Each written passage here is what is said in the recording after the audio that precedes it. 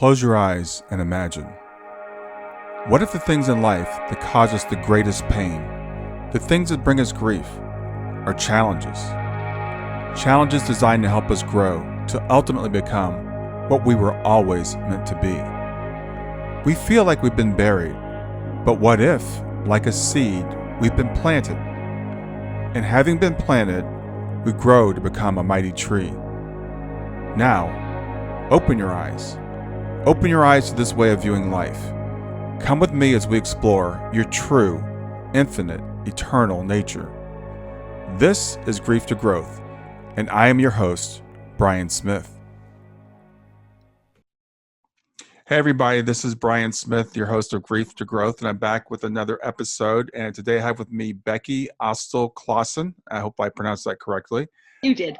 Great. Becky and I are going to have a talk. I'm going to read her introduction, and we'll just have a conversation like we always do. Becky Austill-Clausen is an occupational therapist, Reiki master teacher, author, and inspirational speaker. She has extensive experience in after-death communication, shamanism, Reiki, meditation, sound healing, past life regression, automatic writing, crystal energy, and even adventures with the fairy realm, which I definitely want to ask you about. After 20 years of silence, Becky finally gained courage to share her journey, which she's going to do with us today. She sold a large rehabilitation private practice with a staff of 375 therapists and 13,000 clients a year. And she published the award-winning book, Changemaker: How My Brother's Death Woke Up My Life. She travels around the country teaching people empowering after-death communication techniques that facilitate healing and allow relationships to continue with our deceased loved ones. She's offering an online live 7-week workshop on learning how to experience and increase after-death communication that's going to begin in October of 2020. So with that, I want to welcome Becky Austill-Clausen. Thanks so much, Brian. I'm thrilled to be here. Hi, Becky. It's great to have you here. Before we get, the first thing I like to do, ask people to get started, is I want to find out about you. So tell me about Becky. Oh my gosh. I love life. I'm very happy. I enjoy engaging with people, and it's been a wonderful journey. I'm really quite thrilled to be talking with you. I've been married for about 35 years. To my husband, his name's Jeff Clausen. I have two wonderful sons, Kenny, he's 32, and our other son, Ryan's 30. And we're a very happy family. We enjoy music festivals. We enjoy camping. My husband and I are visiting all the national parks, and we're almost done. So it's great fun. That sounds wonderful. Now I know your book is about your brother David. So tell me about David.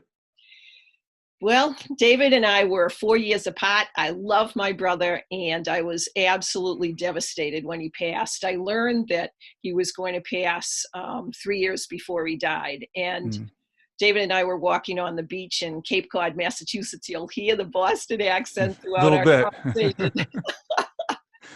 And this was a while ago. It was early 1990s. It was about 1992, and thousands and thousands of people were dying of AIDS. David had come out that he was gay in his early 20s, and I just casually asked him if he'd been checked for AIDS, and he turned away. And it was the worst 10 seconds of my whole life. And I couldn't believe that he didn't say, yes, I'm fine. Right. And he turned back and he said he had AIDS, which was horrible. And I asked him if he was getting good medical care, which he was getting excellent medical care. And then he said, can you please keep this quiet? Because this was a time when people didn't understand how AIDS was caught. And he didn't want to be treated any differently. And he was very, very careful of all the techniques and procedures he needed to use. And so I didn't tell anybody. And I found myself in bookstores just reading about the afterlife, which I didn't know anything about the afterlife. And it resonated with me. And you want me to keep going? Yeah, okay, keep great. going. Yeah. All right. So when David passed, it was horrible. And I couldn't understand why he passed. I think everything in life is positive, and it had no positive result that I could find. And 6 weeks after he died, I used to ride horses a lot. And I was riding my horse through a Christmas tree farm, which I love the symbolism of that. And I received the best present of my life.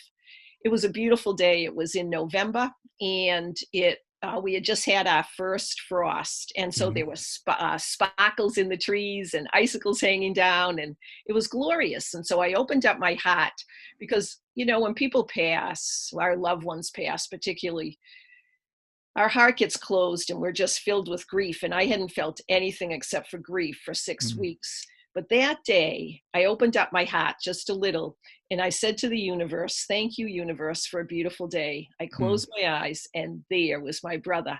Now, I had no psychic experience, no spiritual experience. I had never, ever, ever done anything like this before. And he was in human form. He had a black and red plaid flannel shirt, dungarees, and sandals. And I started talking with him and realized after a couple of seconds that I could send thought. And he was great, and I was great. And I looked behind him, and they were my grandparents, my mother's parents that had passed away about 10 years ago. Beside them was David's best friend, Edward, who had passed about 6 months ago. Beside Edward was a great friend of mine, Holly, who had passed about 20 years ago. And there were about 24 other people. Wow. Brian, it was absolutely phenomenal. Behind my brother was a golden arch. Now, it wasn't like McDonald's. It was a golden arch. And in these books that I'd been reading, because, you know, when we start to read about the afterlife, and actually if it resonates with us, it does help us believe that it could be possible that we do live forever. Right. And so in these books, I had read that if you see a doorway, feel free to go through it if it feels right to you. And so I looked to David to see if he was going to take me through the door. And instead, my 4'10" grandma, Bessie Dole is her name, she takes me by the hand and we skip through this door. And on the other side of the door was a tremendously beautiful fuchsia colored land. And my two sonsies now, they say, Mom, don't say it's fuchsia. And I'm like, well, it was fuchsia. And they say, it sounds like you're high. It sounds like you're drunk. It sounds like you're loaded. And I'm like, well, truly, that's what it was. And I heard my paternal grandfather, Gramps, my dad's father, and he had passed about 15 years ago. I heard him say, get over here. And so he took me by the hand, and it was absolutely incredible. We flew through the air for a tremendously long time. And all of a sudden, my horse starts to move. And I said to Gramps, I said, Gramps, I need to go back. And I'm starting to realize that this horse is moving, and I'm flying through the air, holding onto my Gramps' hands. And so we do this U-turn in the air, and he brings me back to the Golden Arch. I fly through the Golden Arch, land right in front of my brother. The horse is still moving. There's my brother, my grandparents, Edward, Holly, all these people. And I said, I need to go back. The answer that I received, they all said it at the same time, is that we are always here. And I thought, oh my gosh, I pulled up the reins and sat there for a good 20 to 30 minutes and thought, what just happened to me? And that was the beginning of a life-changing adventure.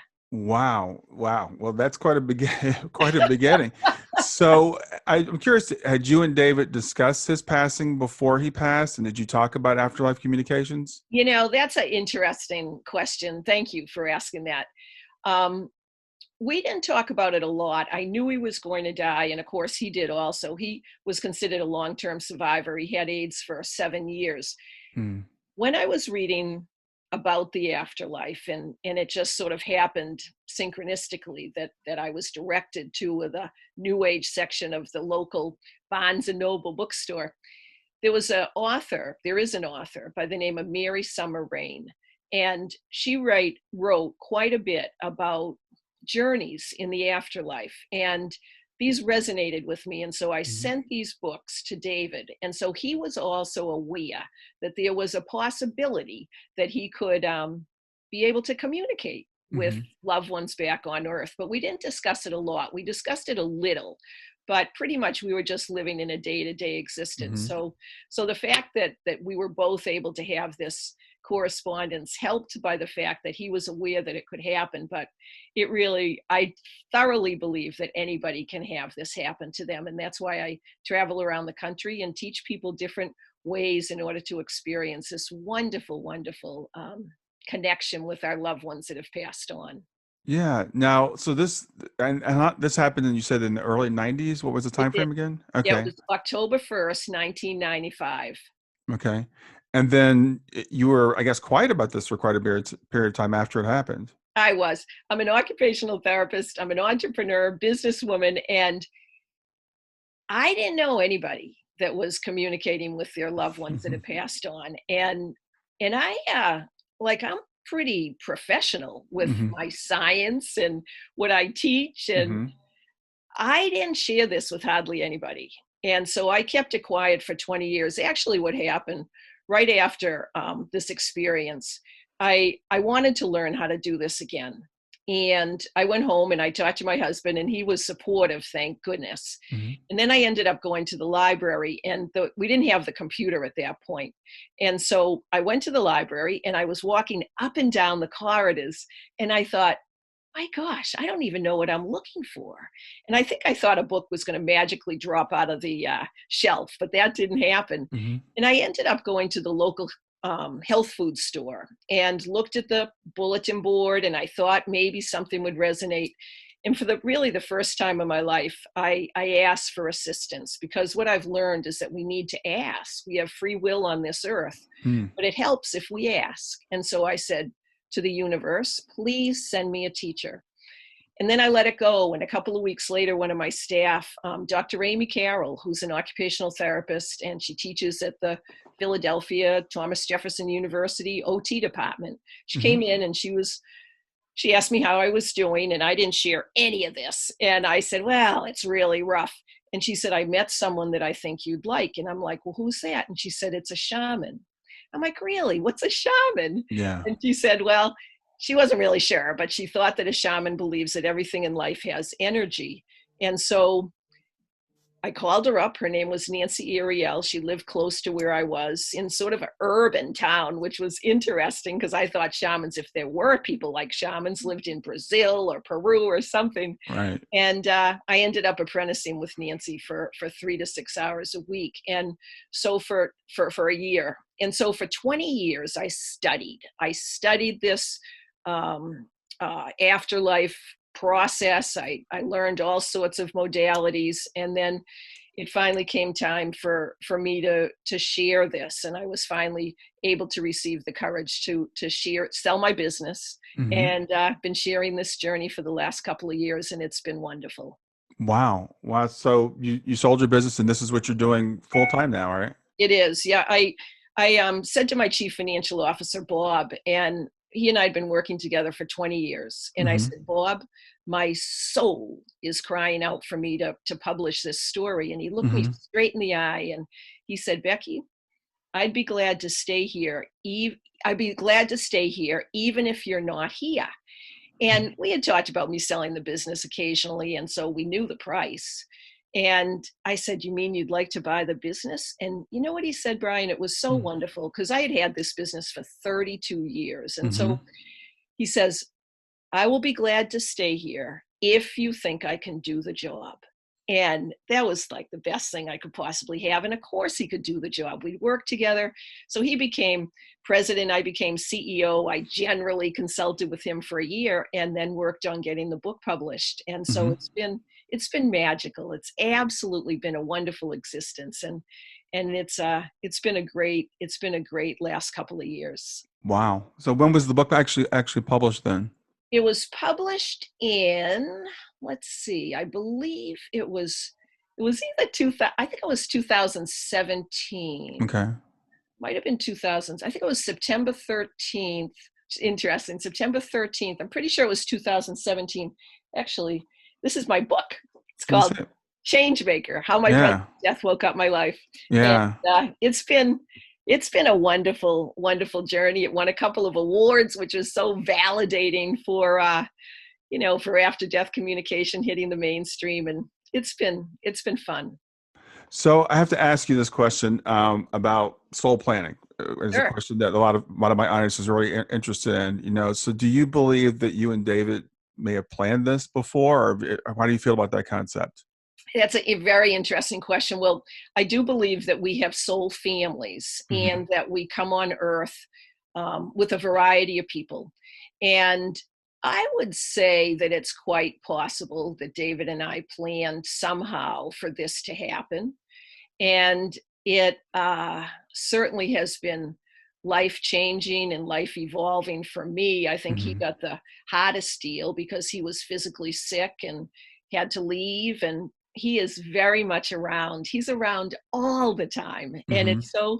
it's so wonderful to have a continuing relationship, not only with my brother, but, my parents passed, and I don't think that that was as planned as possibly my brother, because he Mm-hmm. passed when he was 37. Mm-hmm. My parents had a whole long life. And when my dad passed, he passed just a couple of years ago.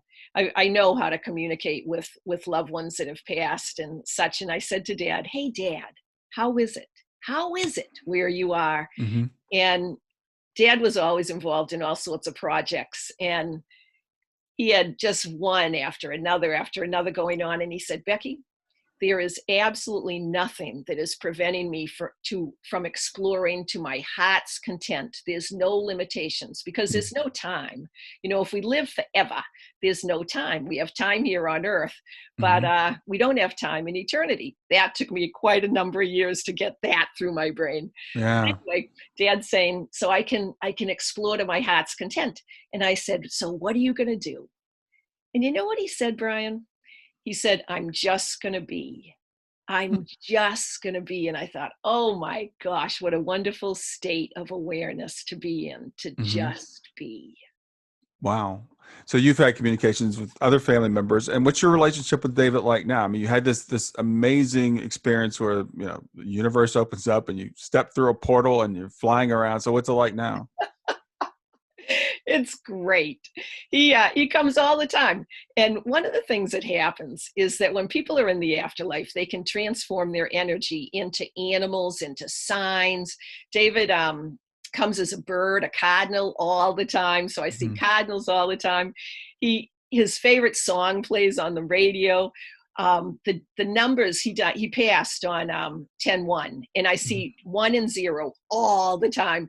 I speak at a fair amount of holistic expos, and a couple of years ago, the first expo that I was speaking in for the fall happened to be on 10-1.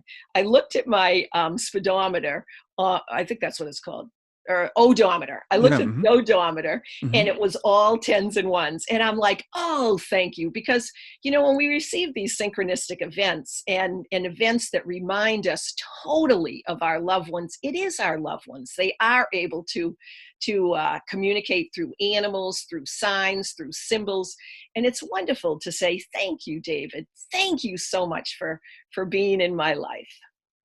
Yeah, it's interesting you brought up when we're talking about signs and synchronicities and things, and you know, a lot of my listeners are people that have lost loved ones, and we're Yes. like, how do we have this communication? How do we have this ongoing thing?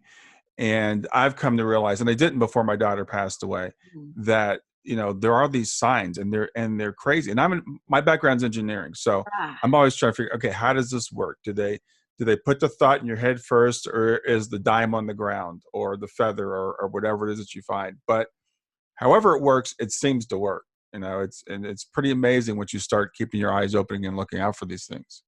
It is, and I'm so sorry about your daughter, Brian. One of the things that I've learned is that when we use complementary modalities such as Reiki, it raises our vibrational levels. And our loved ones in the afterlife have a higher level of vibration. Hmm. And so when our vibrational levels raise, it allows us to communicate with our loved ones that are already at that higher vibrational level. And the Hmm. thing about Reiki, I learned it in 1996, and I remember doubting it because you can learn it Hmm. in one day. And I thought, how could something so profound be learned in one day? But it does work. And one of the first times, I teach it to a lot of medical professionals and the general public, Hmm. but I was in a local university, and it was the first time that I was teaching it at a university setting. It was a couple of years ago.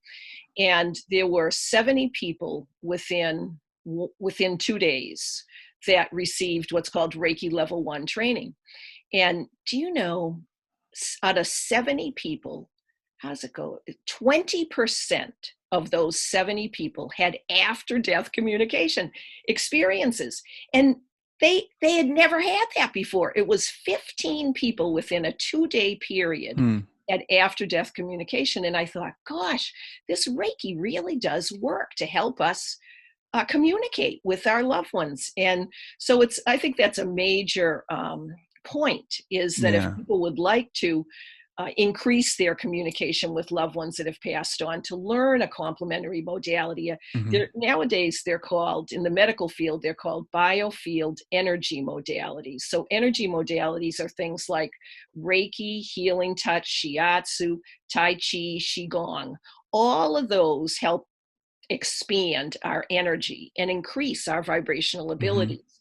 And so whatever one works, even yoga, whatever one works to allow us a sense of meditation, a sense of calmness, so that we can receive signals and then have our vibrational energy raised so that we can send and receive information, they actually do work. It's really been quite exciting. And when I've been teaching these classes, people are able to receive communication from their loved ones. And it's been very gratifying to facilitate that process and to let people know, yes, we can have a continuing relationship. It helps. For me, it's helped me tremendously to know that I can still communicate with my brother and still send him love, because love's the strongest emotion of everything. And in the afterlife, what I thoroughly believe is that we share love. And so we're connected by the strongest emotion, which is love. Our loved ones are surrounded by love. We're surrounded by love. We can use love to send them messages, to receive messages. And it's a wonderful sense of connectedness and being that we all have. Yeah, that's really it's really interesting, because again, I deal with a lot of grieving parents, and Yes. so we hear that, oh, it helps communicate with your child if you can raise your vibration. But Yes. when you're in the deep throes of grief, people tell you that, and you're like, okay, well, how do I do this? Right? It's really a matter of, how do I raise my vibration? Because we can't seem to just will ourselves out of it. Agreed. So if there's a modality that can help with that, that's very empowering. It has been very interesting to me from even a medical standpoint, that Reiki, at least Reiki resonates with me. It doesn't mean somebody has to do Reiki, but it does work, and to raise our vibrational energy. And it doesn't mean that every time we do Reiki, we're going to facilitate a communication with the loved one. Sometimes that doesn't happen, but my big recommendation is to trust the person that you're receiving your training from, or you're receiving your Reiki healing from. You really want to trust that person, because they are involved with your energy and you're involved with their energy, and you want to like the person and trust the person. And it does seem to work. Yeah, that's pretty much. So for people that don't know, what is Reiki? Good question. It's called universal life force energy. The idea is that we all have energy. And if you think about an EKG, an electrocardiogram, where they measure the heart, what's an EKG measuring? It's measuring the beat of the heart. It's measuring the energy of the heart, or heart. It's measuring the energy of the heart. And all sorts of medical tests that we have are measuring energy, but we don't call it energy. We call it an EKG. And so it's been interesting to bring the medical terminology into the energy complementary modality realm, and they mesh and they work, and it's been fun. That's the word I use. It's been fun, and it's also been very healing.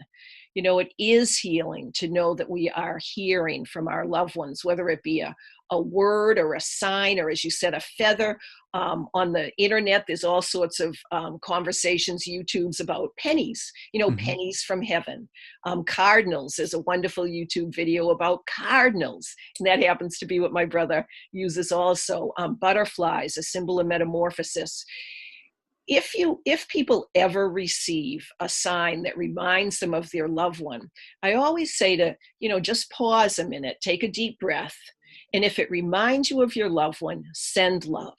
send love, and say thank you, express gratitude. And it does make us feel better. It does make us heal, or helps us. It helps us to heal. Yeah.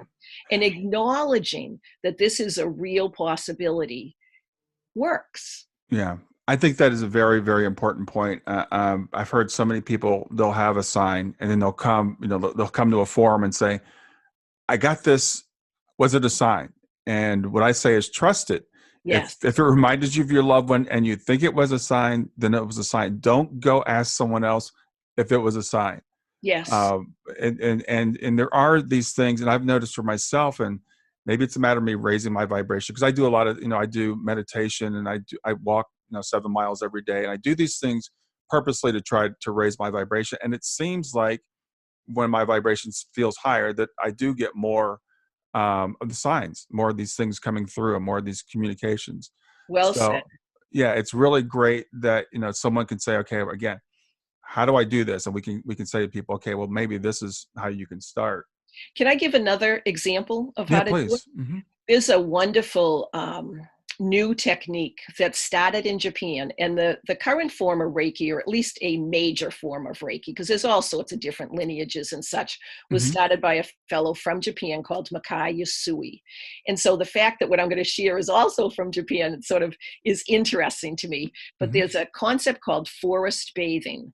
And forest bathing is when you go into the woods, because nature is very, very healing. And so I'm encouraging people to, as you said, go outside, whether you're doing a running activity or you're just being with yourself. If you can go out into the woods or out into the forest without a plan, that's what forest bathing is. It's being very mindful, just being present in the moment. What they're discovering in Japan is they're actually doing statistical studies, and they're checking cortisol, which is considered our stress enzyme. Mm-hmm. And they put a little ticker tape underneath a person's tongue when they're first starting in Japan to go forest bathing. And forest bathing can be just for, the classic is 2 hours, but it can only be, you can even do it for 5 minutes or 10 minutes, but it's wonderful to last for 30 or 40 or 60 minutes, or of course 2 hours.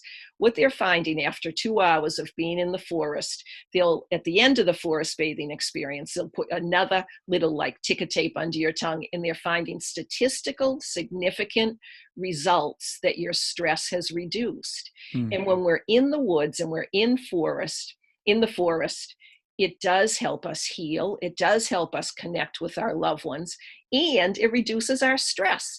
And so forest bathing, or being mindful, not having a plan, not planning to go for a specific hike, but just being present in the moment, mindfulness, especially when you're outside, can absolutely help us connect with our loved ones. And so I love to say, find a tree that you find resonates with you, and you think, now what are you talking about? But trees do have wonderful, wonderful energy, and some trees people will find that they connect more with. And so if you find yourself resonating with a particular tree, go over to the tree, sit down, wrap your arms around it, maybe even give it a big hug, and maybe close your eyes. Close your eyes and send a message to your deceased loved one, and you may very well receive some type of response. Maybe your hair will start to change, or maybe you'll hear something, or maybe you'll find a special feather at your feet.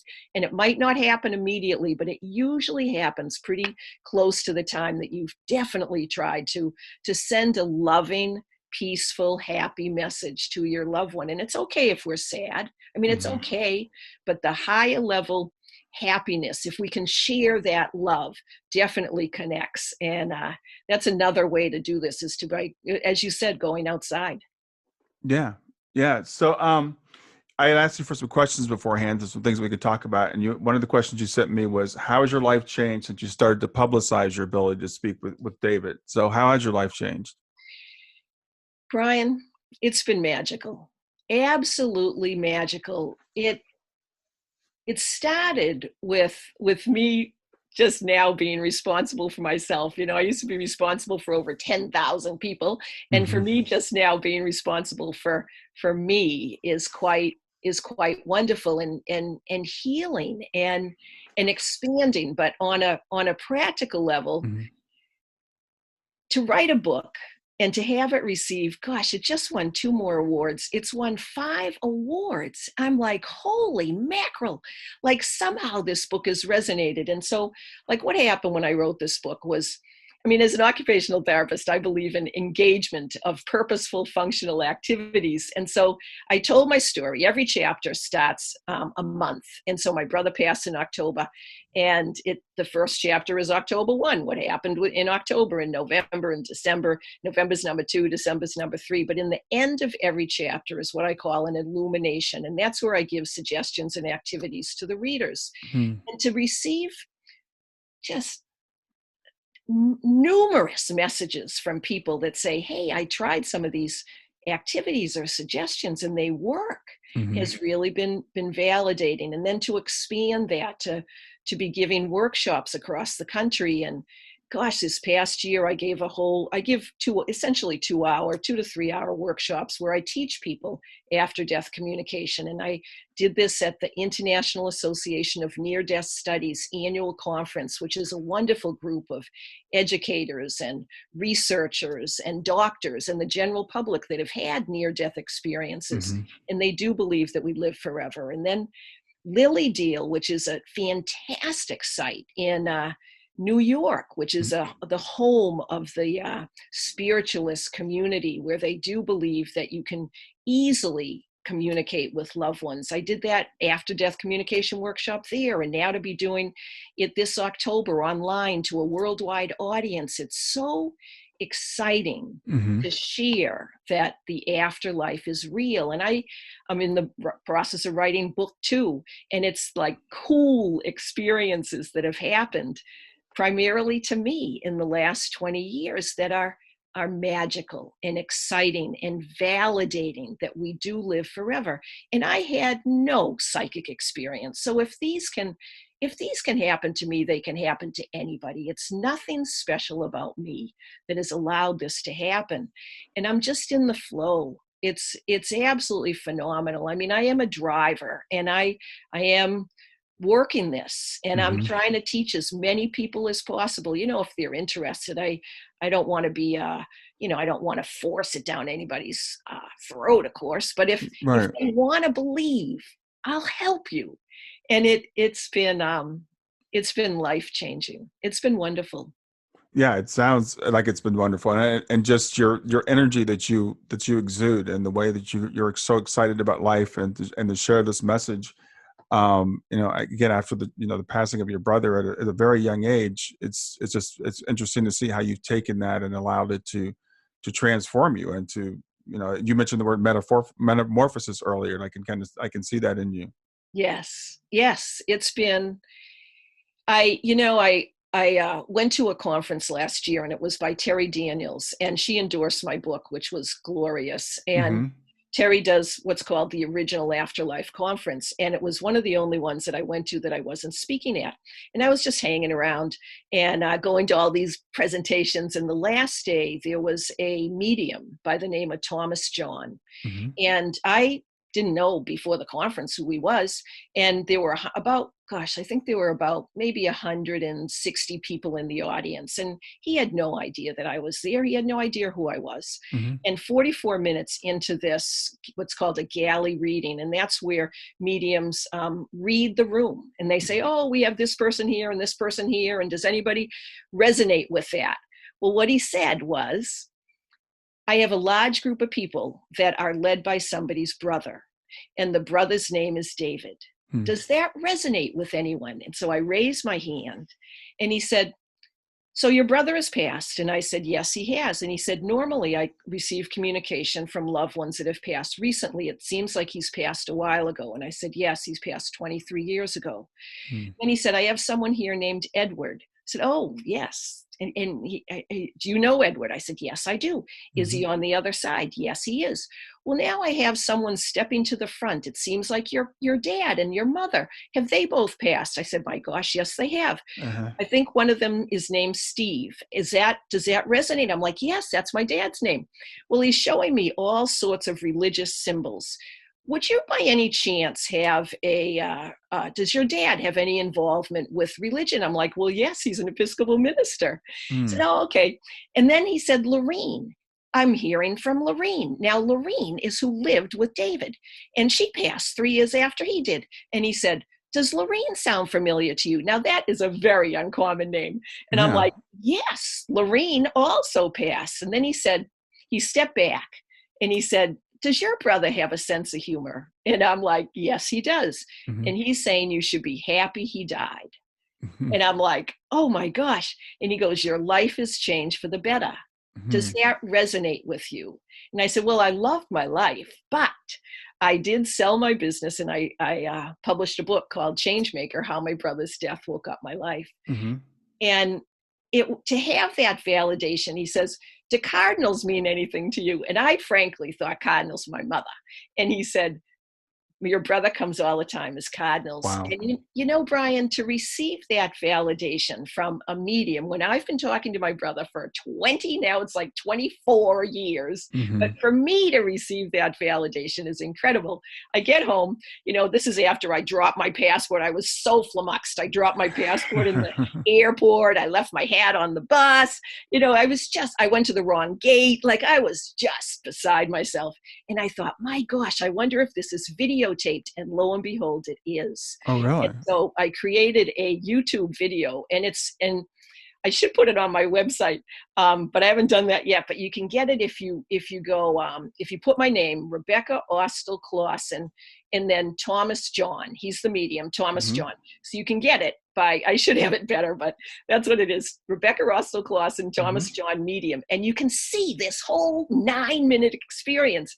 It's absolutely been astounding. And so, yes, my life has absolutely been magical since David passed. Now, if I could have him back, it would be much, much, much better. No question about it.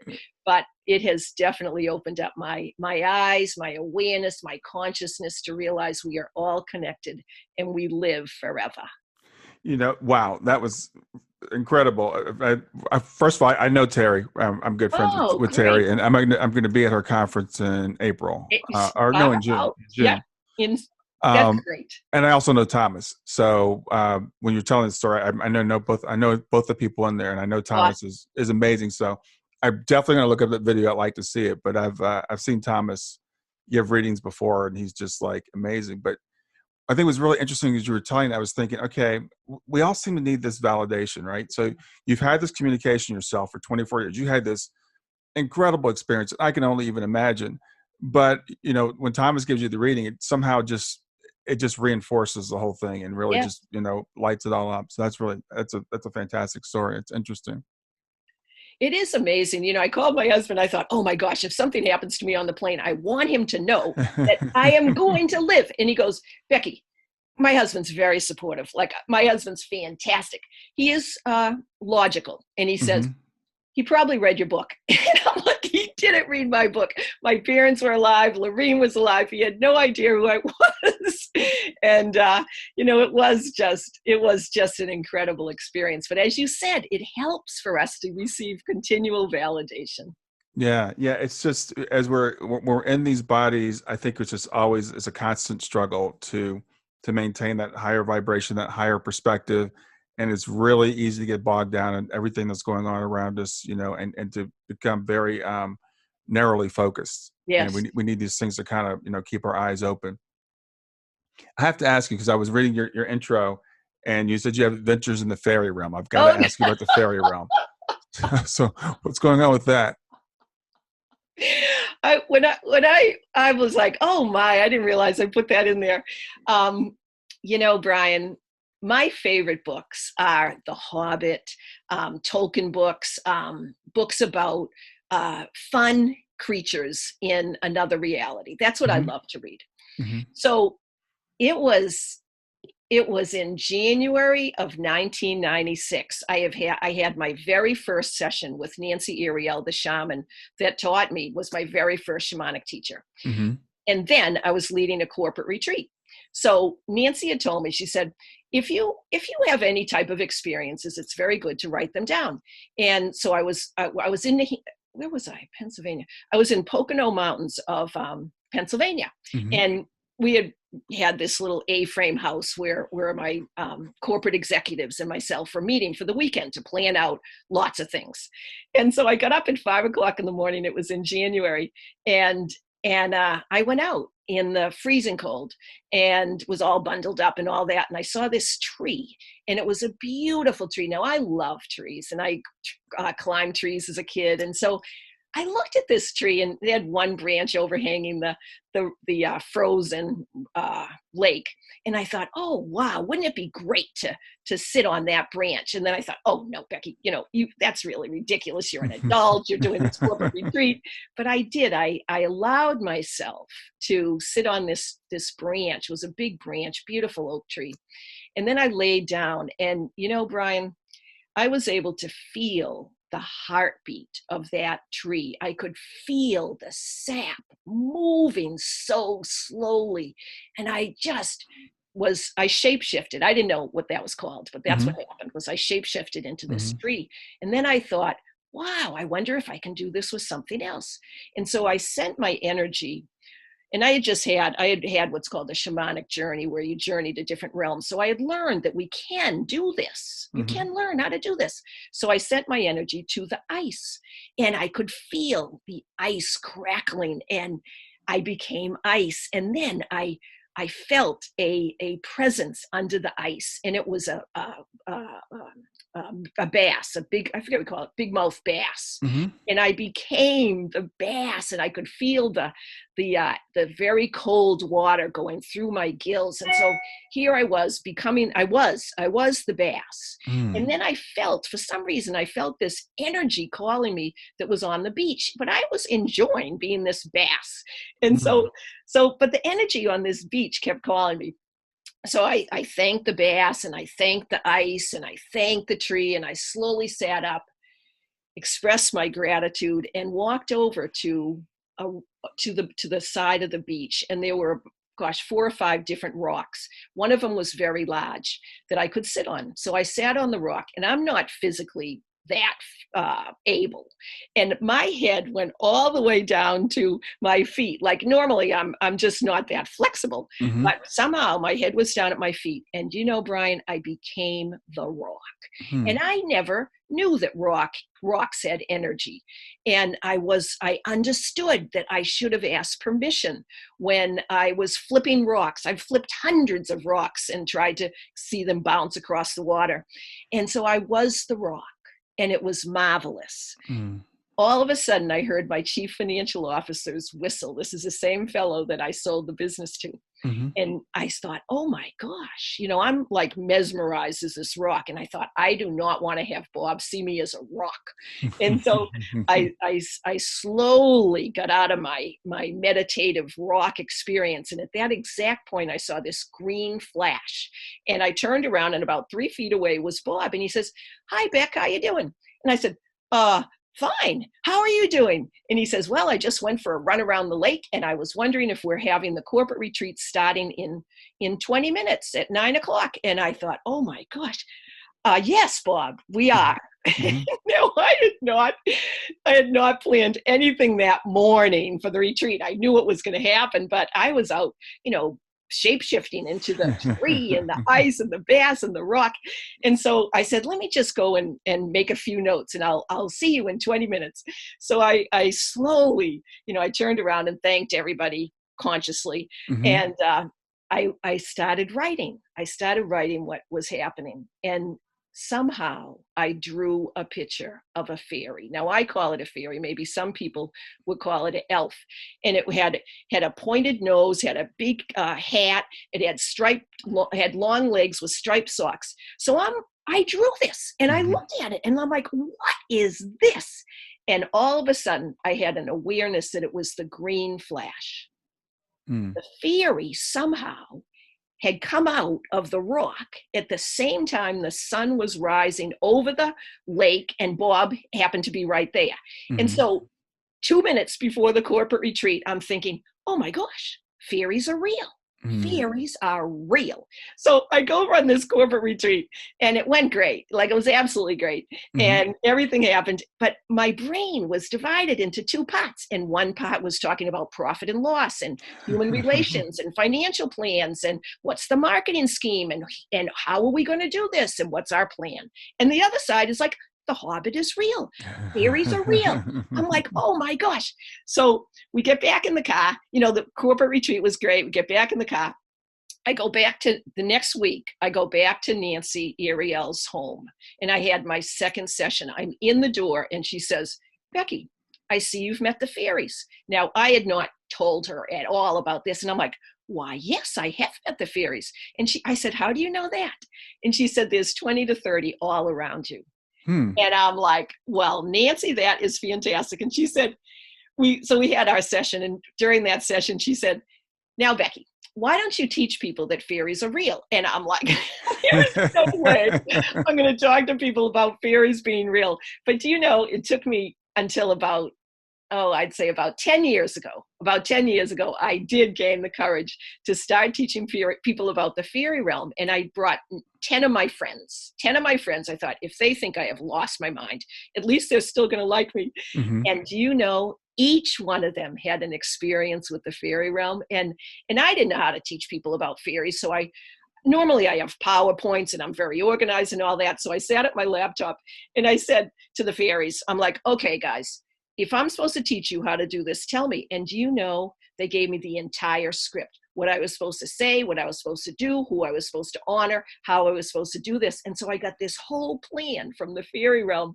And so since then, I have been teaching people that fairies are real. Now, it is a subsection of that I usually don't talk about during the Right. afterlife because, it is sort of mixed. But on the other hand, there are all sorts of lovely entities that are around. And I happen to love the joyous, happy fairy realm. Mhm. So that's my story.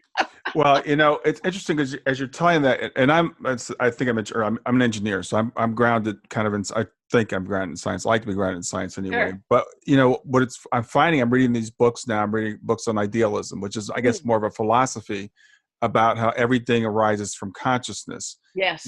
And it really talks about oneness, and that the near-death experiences talk about, which I think a lot of us take as, oh, that's a metaphor that we're all one. Mm, And I'm realizing it's not a metaphor, it's actually literally true, yes. that there is only one being and we're all it.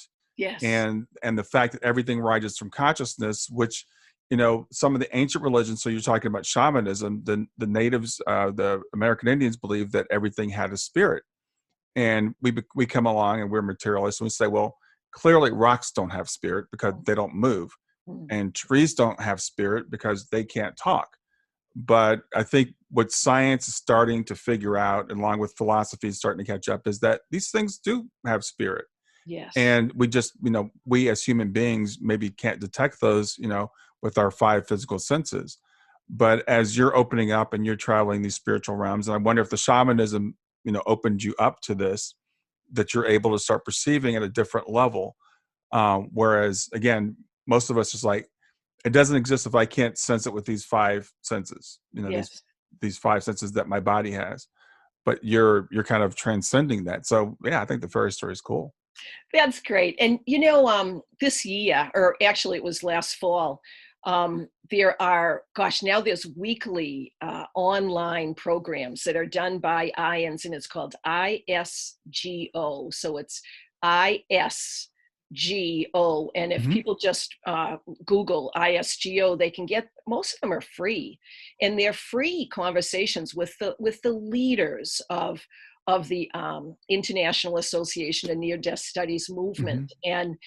And these are educated people like engineers and researchers and physicians, and they have time and time again validated that the afterlife is real. And Bruce Grayson, who's one of the founders of IANS, has the Grayson scale of near-death experiences. Hmm. He's from University of Virginia, and it's very valid and statistically significant information that is being shared about the results of people that have had experiences when they die.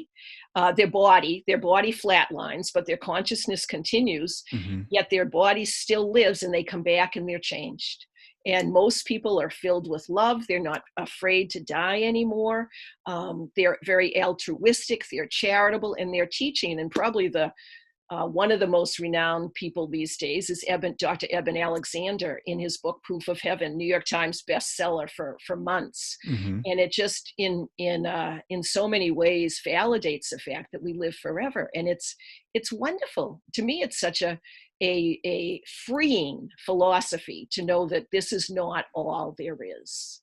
So way Yeah. to go, Brian, for reading and learning and sharing and experiencing the oneness and connectedness with life. It's terrific.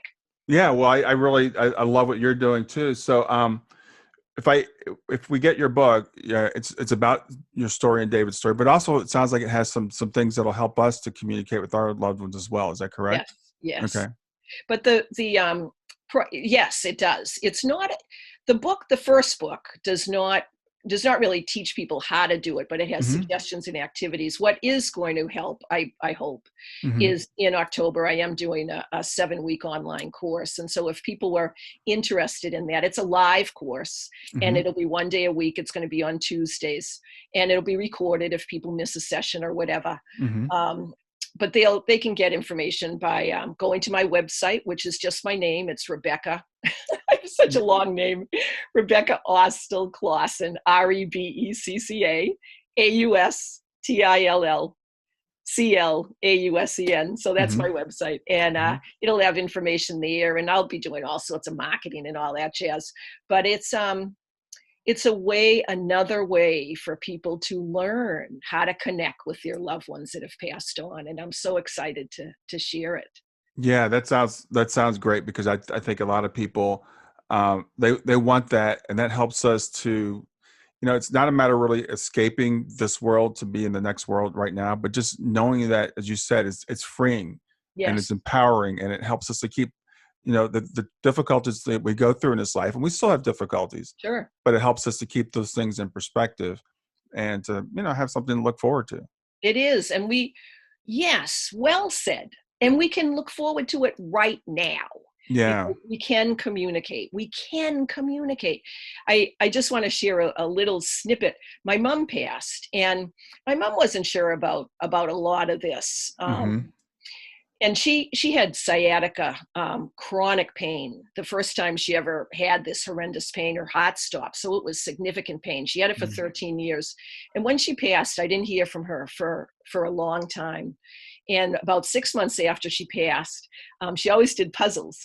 And my husband was doing a puzzle, and I was leaning over looking at this puzzle.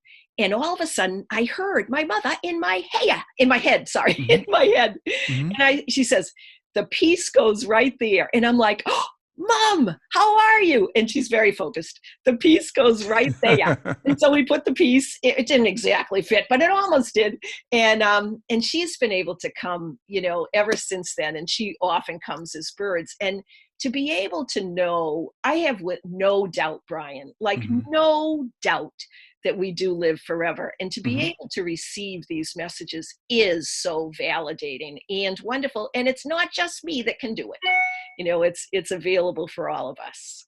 So that brings up two questions. One is, do we all live forever, first of all? And do all people that have transitioned, do they all communicate back with Earth? Good question. Gosh, I enjoy talking with you so much. This is my philosophy. So, people are welcome to believe whatever they want, of course. Mm-hmm. I do believe we all live forever. I don't think there's any reason why some of us would be chosen to live and other people wouldn't. So, Mm-hmm. so I fully believe that we all live forever. And then the second question, does everybody communicate? Yeah. The answer, in my opinion, is yes. Now, there are situations such as when people have a traumatic passing, such as if they pass from suicide, or if it's a sudden passing. A lot of times it takes the person that has passed time to learn how to access the other realm, our realm. It takes them Yeah. time, but usually usually, in my opinion and in my experience, because I've talked to, hundreds, maybe thousands of spiritual entities at this point, and hundreds of people that have passed. Usually within the first 6 months, we will hear something or receive something or have a very clear connection. So yes, I do believe that people communicate. Now, if people have not received communication, it doesn't mean that they're not alive. What I encourage people to do is to really take time for you. You know, sometimes our grief is so overwhelming that we can't feel anything except for the grief. And that's hard. It's hard for us. It's hard for our loved ones to see. And so if we can start to do things that will, even just a little, take care of ourselves, if we can set up a little, maybe a little altar, a little place in our home of remembrance, and we can go there and feel good and share love with our loved one, and then go on to the rest of our daily activities. We need to take care of ourselves. We need to spend time with ourselves and be comfortable with ourselves, and also ideally to meditate and to allow ourselves to relax our brain. I didn't know I was meditating for 4 months. All I was doing was deep breathing. You know, I just take three or four deep breaths and close my eyes and relax. And then Nancy, my teacher, said, you know, Becky, you're meditating. And I didn't know that. Like, I thought meditating, you had to have, you know, your arms crossed and have these mantras and all that. But just deep breathing so that we can relax will enable us to raise our level of awareness and consciousness so that we can receive communication. So that's a long answer to your question of, can we all do this? Can all people communicate?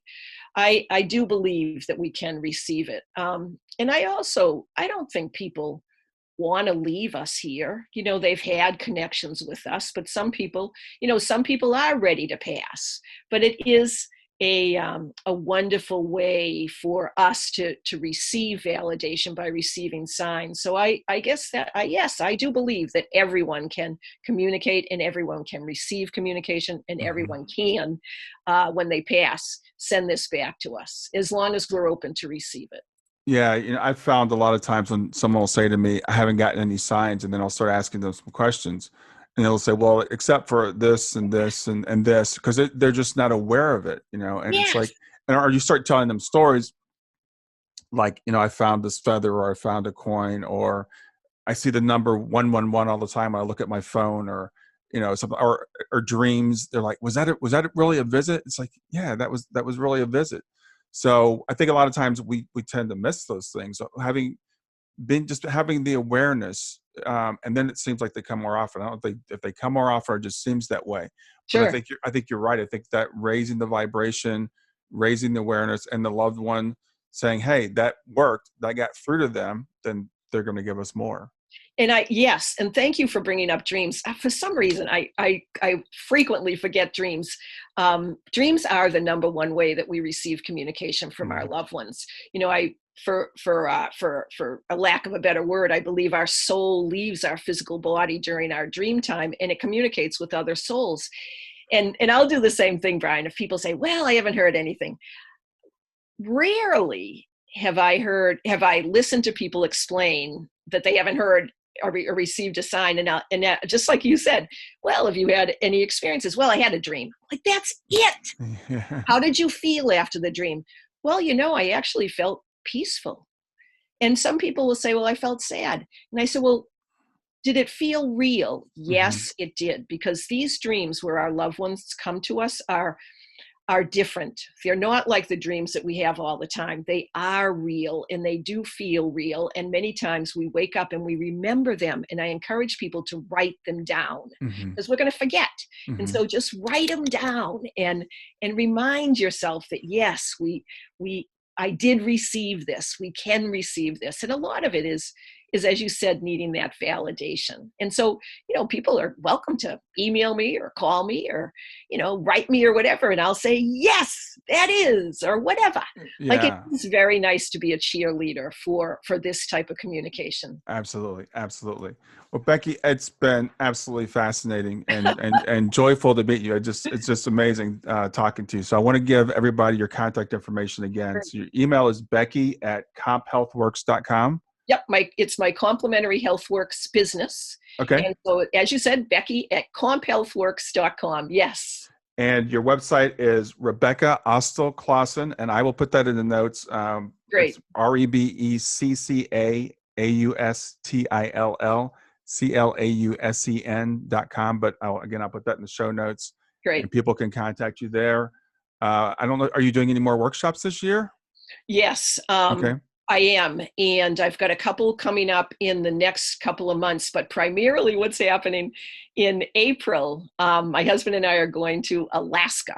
Mm-hmm. And so we're visiting all the national parks, and I'm looking forward to connecting with some of the spiritual events that are going out there. So, Mm-hmm. so I've left my calendar open a little bit for that, Nice. process. And then the course of workshop in the fall. Great. That sounds great. Well, again, it's been a pleasure meeting you, and thanks for doing this. Oh, Brian, you're terrific. I had a wonderful time. Thank you, Brian. Thank you, audience, for listening. And thank you for believing. It's really a magical life we all lead forever. Yeah, thanks. Bye. Lots of love. That's it for another episode of Grief to Growth. I sure hope you got something out of it. Please stay in contact with me by reaching out at www.grieftogrowth.com. That's grief, the number 2, growth.com. Or you can text the word growth to 31996. That's simply text growth, GROWTH, to 31996. Since you're watching this on YouTube, please make sure you're subscribed. So hit the subscribe button and then hit the little bell here, and it'll notify you when I have new content. Always, please share the information if you enjoy it. That helps me to get more views and to get the message out to more people. Thanks a lot and have a wonderful day.